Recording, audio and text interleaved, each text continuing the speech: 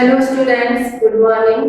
Shivaji group of institutions की online class में कक्षा 9 के समस्त विद्यार्थियों का स्वागत है। बच्चों, आज मैं हिंदी के गद्य खंड से एक नया पाठ प्रारंभ करने जा रही हूँ, जिसका शीर्षक है गिल्लू और इसकी लेखिका है महादेवी वर्मा। तो ये जो गिल्लू है ये रेखा चित्र है, लेकिन इसको पढ़कर ऐसा लगता है कि जैसे ये बिल्कुल सत्य घटना है। तो इसमें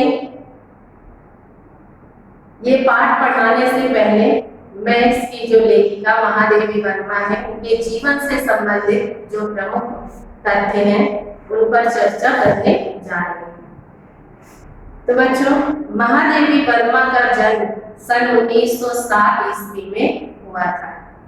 इनका जन्म स्थान उत्तर प्रदेश के फर्रुखाबाद जिले में है। इनके पिता का नाम श्री गोविंद प्रसाद था और माता का नाम श्रीमती हेमरानी देवी था। महादेवी वर्मा की मृत्यु सन 1987 ईस्वी में हुई थी। इनकी प्रमुख रचनाएं इस प्रकार हैं। निबंध संग्रह, तो निबंध संग्रह में इनके प्रमुख निबंध हैं क्षणदा, श्रृंखला की कड़ियां, अबला और सबला। इसके बाद संस्मरण और रेखाचित्र। तो संस्मरण और रेखाचित्र के अंतर्गत उनके प्रमुख रेखाचित्र हैं स्मृति की रेखाएं, अतीत के चलचित्र, मेरा परिवार, पथ के साथी। इसके बाद आलोचना में उनकी प्रमुख आलोचना है हिंदी का विवेचनात्मक गद्य तथा यामा और दीप शिखा की भूमिका है। इसके बाद काव्य रचनाओं में इनकी प्रमुख काव्य रचनाएं हैं निहार, नीरजा, रश्मि, सांदगी, दीप शिखा, यामा। इसके बाद बच्चों, महादेवी वर्मा प्रयाग महिला विद्यापीठ की प्रधानाचार्य भी रही है। आपको सैक्सलिया तथा मंगला प्रसाद पारितोषिक भी प्रदान किया गया। भारत भारती पुरस्कार से भी आपको सम्मानित किया गया है। राष्ट्रपति ने आपको पद्म भूषण की उपाधि से सम्मानित किया। आपको यामा रचना पर भारतीय ज्ञानपीठ पुरस्कार प्रदान किया गया। महादेवी वर्मा हिंदी साहित्य जगत में आधुनिक युग की मीरा के नाम से प्रसिद्ध है। इन्होंने चांद पत्रिका का संपादन किया और इनका जो युग है वो छायावादी युग है। छायावादी युग की प्रमुख कवित्री मानी जाती है। तो बच्चों, ये महादेवी वर्मा के जीवन से संबंधित प्रमुख तथ्य हैं। अब इसके बाद मैं आपको पाठ पढ़ाऊंगी जिसका शीर्षक है गिल्लू। तो यहाँ इसका मैं थोड़ा परिचय देना चाहती हूँ। तो बच्चों, ये जो गिल्लू है एक गिलहरी के बच्चे का नाम है। एक दिन महादेवी वर्मा जी को गिलहरी का छोटा सा घायल बच्चा मिला था। उन्होंने उसे उठा करके उसका उपचार किया, उसकी सेवा की, जिससे वह स्वस्थ हो गया और इस प्रकार से वह गिल्लू उसका गिलहरी के बच्चे का नाम उन्होंने गिल्लू रख दिया था। इस तरह से लगभग 2 वर्ष तक वह गिल्लू उनके साथ रहा। 2 वर्ष के पश्चात उसकी मृत्यु हो गई। तो गिल्लू के साथ बिताए गए जो क्षण हैं उन्हीं क्षणों का यहाँ पर कवित्री ने वर्णन किया है। तो लेखिका क्या कहती है? सोन जूही में आज पीली कली लगी है। मेरे घर में बहुत से पेड़ पौधे लगे हुए हैं और उन पौधों में से एक सोन जूही की लता भी है और आज उसी सोन जूही की लता में एक पीले रंग की सुंदर सी कली लगी हुई है। उसे देखकर अनायास ही उस छोटे जीव का स्मरण हुआ है। तो जब मैंने सोन जूही की उस लता में खिली हुई पीली पीली कली को देखा तो अचानक मुझे उस छोटे से जीव गिलहरी का जो बच्चा था, जिसे मैंने गिल्लू नाम दिया था, अचानक उसका स्मरण मुझे हो आया, जो इस लता की सघन हरितिमा में छिपकर बैठता था। वह जो गिल्लू था, वह इसी सोन जूही की लता की जो घनी छाया थी, हरी हरी छाया थी, उस छाया में छिपकर बैठा रहता था और फिर मेरे निकट पहुंचते ही कंधे पर कूदकर मुझे चौंका देता था। और जैसे ही मैं उस सोन जूही की लता के पास से निकलती, तो वह गिल्लू अचानक मेरे कंधे पर कूद जाता था और मुझे चौंका देता था। तब मुझे कली की खोज रहती थी। लेकिन यहाँ पर लेखिका क्या कहती है कि उस समय सोन जूही की जो लता थी, उस लता में मैं सदैव कलियां खोजती रहती थी कि इसमें कितनी कली लगी है और कितने पुष्प खिलेंगे। पर आज उस लघु प्राणी की खोज है, लेकिन आज मैं उस लता में कलियां नहीं खोज रही हूँ, बल्कि मैं उस छोटे से प्राणी गिल्लू की खोज मैं उसे ढूंढना चाहती हूँ, उसे देखना चाहती हूँ। परंतु वह तो अब तक इस सोन जूही की जड़ में मिट्टी होकर मिल गया होगा। लेकिन लेखिका क्या कहती है कि जब गिल्लू की मृत्यु हुई थी, तो मैंने इसी सोन जूही की जड़ के पास मिट्टी में उसे दफनाया था। तो लेखिका कहती है कि अब तो वह जो गिल्लू था, वो इसी सोन जूही की जड़ में जो मिट्टी है, जहां पर मैंने उसे दफनाया था, वो मिट्टी में मिलकर समाप्त हो गया होगा। कौन जाने स्वर्णिम कली के बहाने वही मुझे चौंकाने ऊपर आ गया है। तो लेखिका यहाँ पर कहती है, और ये कौन जाने कि सोन जूही की लता में जो पीले रंग की स्वर्णिम कली लगी हुई है, ऐसा लगता है कि वह गिल्लू ही इस सोन जूही की लता में लगी हुई कली के बहाने मानो फिर से मुझे चौंकाने के लिए ऊपर आ गया हो। अचानक एक दिन सवेरे कमरे से बाहर बरामदे में आकर मैंने देखा। यहाँ पर लेखिका कहती है कि एक दिन की बात है कि अचानक सुबह का समय था, मैं कमरे से बरामदे में आई तो मैंने देखा कि दो कौवे एक गमले के चारों ओर चोंचों से छुआ छुआ जैसा खेल खेल रहे हैं, कि वहां पर दो कौवे हैं और एक गमला रखा हुआ था। उस गमले के चारों ओर जो दो कौवे थे, वो आकर के वहां चोंच मारते थे और उड़ जाते थे। उनकी इस क्रिया को देखकर ऐसा लग रहा था कि जैसे बच्चे छुआ छुअल का खेल खेलते हैं, कि मानो वो कौवे भी छुआ छुअल का खेल खेल रहे हैं। यह काग भी विचित्र पक्षी है। तो बच्चों, हमारा जो पुराण है, धर्म ग्रंथ है, उन धर्म ग्रंथों में, पुराणों में कौवे को काग नाम दिया गया है। काग के नाम से कौवा प्रसिद्ध है। तो ये जो कौवा है, काग है, ये बड़ा ही विचित्र पक्षी है, क्योंकि इसके साथ जो व्यवहार होता है वो अलग अलग तरह का होता है। जैसे कि एक साथ समाधि, कभी कभी इसके साथ ऐसा व्यवहार होता है कि इसे बहुत अधिक आदर दिया जाता है, अनादरित, और कभी कभी इसे बहुत अधिक इसका अनादर किया जाता है, इसका अपमान कर दिया जाता है, अति सम्मानित, और कभी कभी इसका बहुत अधिक सम्मान किया जाता है, और अति अपमानित, और कभी कभी इसका अपमान भी किया जाता है। तो ऐसा क्यों है, इसके पीछे क्या कारण है? तो यहाँ पर लेखिका का कहना है कि कभी कभी तो कौवे के साथ बड़ा ही आदर और सम्मान पूर्ण व्यवहार किया जाता है। कारण क्या है कि हमारे समाज में ऐसी मान्यता है कि जब प्रातः काल छत पर कौवा बोलता है तो हमारे घर में किसी मेहमान या अतिथि के आगमन का संदेश देता है। इसी कारण हम कौवे का बहुत ही आदर करते हैं। इसके साथ साथ कौवे का हम अनादर करते हैं, इसका अपमान भी करते हैं, क्योंकि कौवे की जो आवाज है वो बड़ी ही कर्कश लगती है। तो जब कौवा तेज स्वर में आवाज करता है, बोलता है, तो उसकी आवाज हमें अच्छी नहीं लगती है। तो इस प्रकार से हम कौवे को उड़ा देते हैं और उसका अपमान करते हैं। अति सम्मान, लेकिन कभी कभी ऐसा समय भी आता है जब कौवे का बहुत अधिक सम्मान किया जाता है।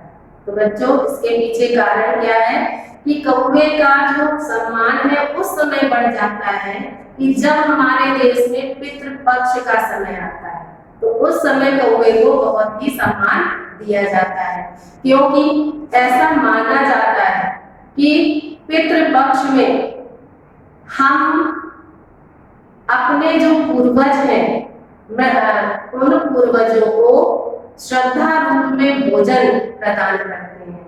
तो हमारे जो पूर्वज हैं उनकी आत्माएं हैं, वो स्वयं तो हमारा भोजन करने के लिए इस धरती पर आ नहीं सकती हैं, इसलिए हम ऐसा मानते हैं, हमारे देश में ऐसी मान्यता है कि जो हमारे पूर्वज हैं उनकी आत्माएं हैं वो कौवे का रूप धारण करके इस धरती पर आती हैं।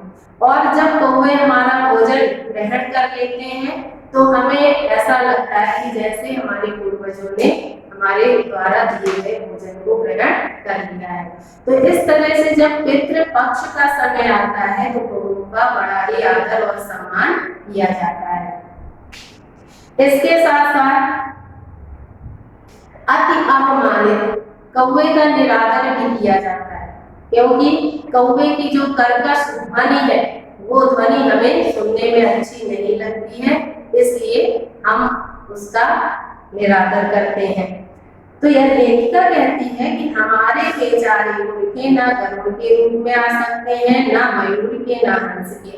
ये बहुत से पक्षी हैं, ये हमारे जो पूर्वज हैं वो किसी पक्षी के रूप में आ सकते हैं, लेकिन लेखिका कहती है कि हमारे जो पूर्वज हैं मुर्गे हैं वे विष्णु के वाहन गरुड़ के रूप में भी नहीं आ सकते हैं, और कृष्ण को प्रिय लगने वाले मोर के रूप में भी नहीं आ सकते हैं, और ब्रह्मा जी के वाहन हंस के रूप में भी नहीं आ सकते हैं। उन्हें पितृ पक्ष में हमसे कुछ पाने के लिए काक बनकर के अवतीर्ण होना पड़ता है। तो जो कौवे हैं उनको पितृ पक्ष में या हमारे जो पुरखे हैं उनको पितृ पक्ष में हमारे द्वारा दिए गए भोजन को ग्रहण करने के लिए कौवे का रूप धरकर ही अवतीर्ण होना पड़ता है। कौवे का रूप धारण करके ही इस धरती पर आना पड़ता है। इतना ही नहीं, हमारे दूरस्थ प्रियजनों को भी अपने खाने का मधुर संदेश इनके कर्कश स्वर में देना पड़ता है। और इतना ही नहीं, हमारे जो दूर दूर जगह पर रहने वाले जो हमारे प्रियजन हैं, सगे संबंधी हैं, उनके आने का जो मधुर संदेश है उस संदेश को कौवों को अपने कर्कश या कठोर स्वर में ही देना पड़ता है। दूसरी ओर हम कौवा काव काव करने को अवमानना के अर्थ में ही प्रयुक्त करते हैं। इसके साथ साथ कौवों की जो काव काव स्वर है इसे हम अपमानित करने के लिए भी प्रयुक्त करते हैं। जैसे कोई व्यक्ति बेवजह बोलता है तो हम कह देते हैं कि क्यों कौवे की तरह काव काव लगा रखी है, तो हम उसका अपमान के रूप में भी प्रयोग करते हैं। तो मेरे का पुराण के विवेचन में अचानक बाधा आ गई। लेखिका कहती है कि मैं कौवे की जो कहानी सुना रही थी, काक पुराण में कौवे की जो कहानी सुना रही थी, उस कहानी के व्याख्यान में अचानक बाधा आ गई, रुकावट आ गई, क्योंकि गमले और दीवार की संधि में छिपे एक छोटे से जीव पर मेरी दृष्टि रुक गई। क्योंकि अचानक मैंने क्या देखा कि गमले और दीवार के बीच में जो थोड़ी सी जगह थी, उस जगह में एक छोटा सा जीव पड़ा हुआ था और मेरी दृष्टि अचानक उस पर पड़ गई। निकट जाकर देखा गिलहरी का छोटा सा बच्चा है। जब मैं गमले के पास में गई तो मैंने क्या देखा कि एक गिलहरी का छोटा सा बच्चा वहां पड़ा हुआ है, जो संभवतः घोंसले से गिर पड़ा है और वह बच्चा शायद अपने घोंसले से नीचे गिर पड़ा था। और अब कौवे जिसमें सुलभ आहार खोज रहे हैं, और जो कौवे हैं अब उस गिलहरी के बच्चे को अपना सुलभ आहार माने भोजन बनाना चाहते हैं। तो काक द्वय की चोंचों के दो घाव उस लघु प्राण के लिए बहुत थे। लेखिका क्या कहती है, काक द्वय माने जो दो कौवे पर वहां पर उड़ रहे थे, उनकी चोंचों से उस छोटे से प्राणी के शरीर पर दो छोटे छोटे घाव हो गए थे, और वे दो घाव उस छोटे से प्राणी के लिए बहुत थे। अतः मैं निश्चेष्ट सा गमले में चिपटा पड़ा था। यही कारण था कि वह घायल स्थिति में था, इसीलिए निश्चेष्ट बिल्कुल शांत भाव से वह गमले से बिल्कुल चिपका हुआ पड़ा हुआ था। सबने कहा कि कौवे की चोंच का घाव लगने के बाद यह बच नहीं सकता। तो यहाँ पर लेखिका क्या कहती है कि सबने मुझसे ये कहा कि कौवे की चोंच से अगर घाव हो जाए तो वह प्राणी जीवित नहीं बचता है, अतः इसे ऐसे ही रहने दिया जाए। तो सभी लोगों ने मुझे सलाह दी कि ये जो गिलहरी का बच्चा था इसे ऐसे ही छोड़ दिया जाए, क्योंकि अब ये ठीक नहीं होगा।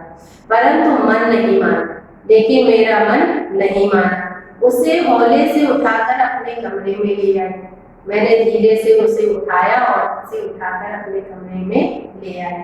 फिर रुई से रक्त पोंछकर घावों पर पेनिसिलिन का मरहम लगाया, और फिर मैंने उसके शरीर पर जो रक्त था, खून था, रुई से उस खून को, रक्त को पोंछा, और जो घाव थे उस पर पेनिसिलिन का मरहम लगा दिया।